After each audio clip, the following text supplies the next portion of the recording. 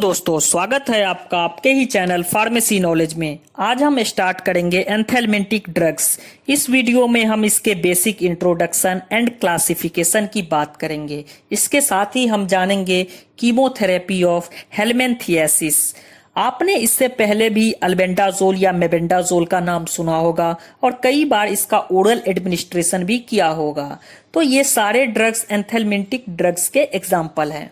Anthelmintic drugs की बात करें तो ये एक ऐसा ड्रग है जो किसी भी पर्सन के इंटेस्टाइनल ट्रैक्ट या टिश्यू में ग्रो हो रहे हेलमिंथिक पैरासाइट को किल करता है या इस पैरासाइट से होने वाले इन्फेक्शन को प्रिवेंट करता है। हेलमिंथिक पैरासाइट को ही हम लोकल लैंग्वेज में वर्म या किडमी कहते हैं।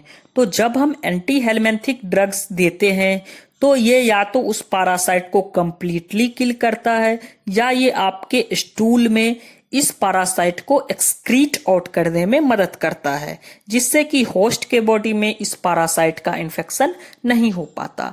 अगर ये ड्रग हेलमिंथिक पैरासाइट को कंप्लीटली किल करेगा तो उसे हम वर्मीसाइड कहेंगे, और अगर ये स्टूल के द्वारा पैरासाइट को बॉडी से एक्सपेल आउट करेगा तो उसे हम वर्मीफ्यूज कहेंगे। इनका मैकेनिज्म ऑफ एक्शन इन्हीं दो वर्ड वर्मीसाइड एंड वर्मीफ्यूज पे टिका है।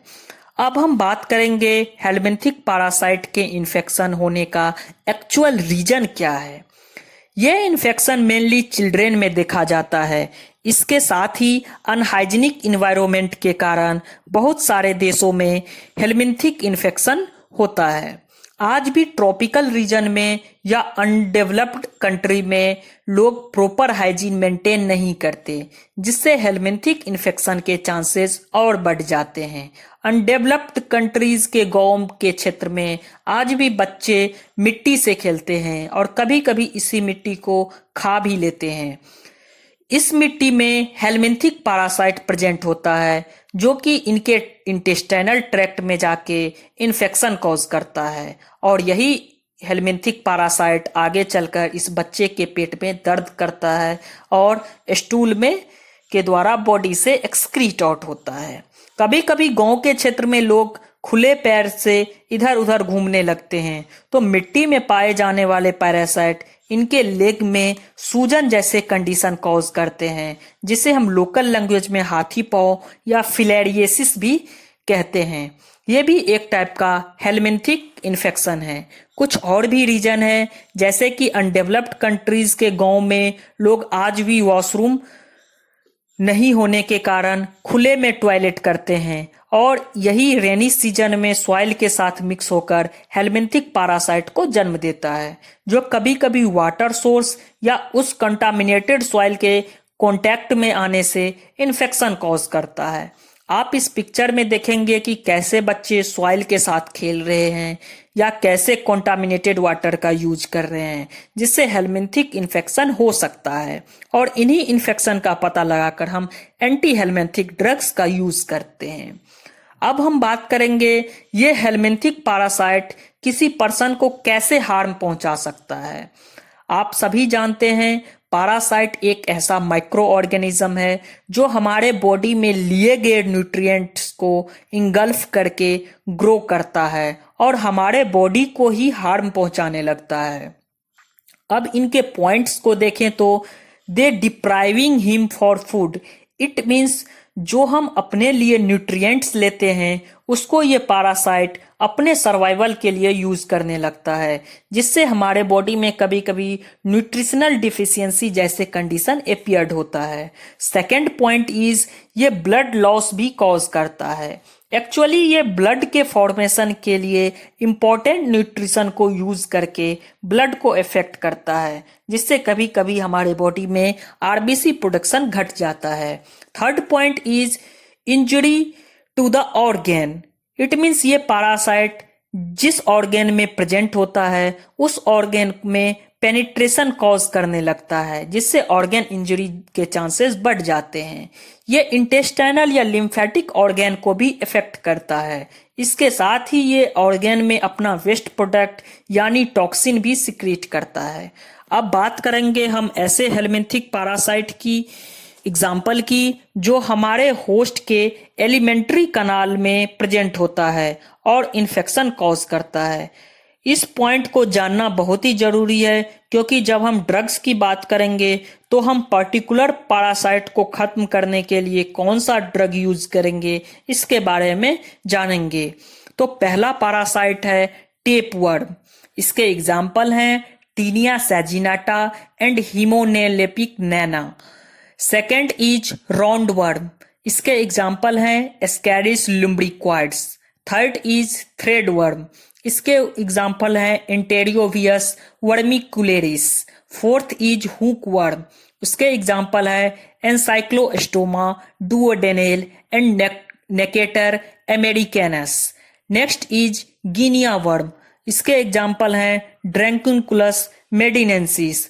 अब हम ऐसे हेलमिंथिक पैरासाइट के एग्जाम्पल की बात करेंगे जो होस्ट के टिश्यू में प्रेजेंट होता है।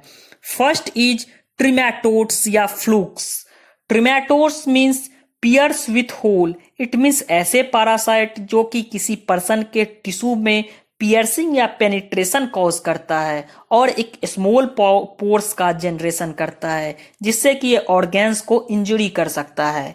इसके एग्जाम्पल हैं साइकोस्टोमा स्पीसीज जिसे हम ब्लड फ्लूक्स कहते हैं, फैसियोला बस्की जिसे हम इंटेस्टाइनल फ्लूक्स कहते हैं।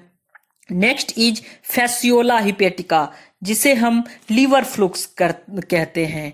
और दूसरा एग्जाम्पल है फिलेरिया जिससे हम वुचेरिया बैंक्रॉफ्टी कहते हैं। यही वुचेरिया बैंक्रॉफ्टी किसी भी पर्सन में ये फिलेरियोसिस कॉज करता है। अब बात करेंगे हम इसके क्लासिफिकेशन की। तो हमने इनके एंटी हेलमिंथिक एक्टिविटी के बेसिस पे दो क्लास में डिवाइड किया है। First is broad spectrum anthelmintic drugs and second is narrow spectrum anthelmintic drugs. पहले ब्रॉड स्पेक्ट्रम की बात करें तो इसमें इंक्लूडेड ड्रग्स वेरियस टाइप के हेलमिंथिक इन्फेक्शन के ट्रीटमेंट में काम आता है, इसलिए इसके वाइड एक्टिविटी होने के कारण हम इसे ब्रॉड स्पेक्ट्रम एंथेलमेंटिक ड्रग्स कहते हैं।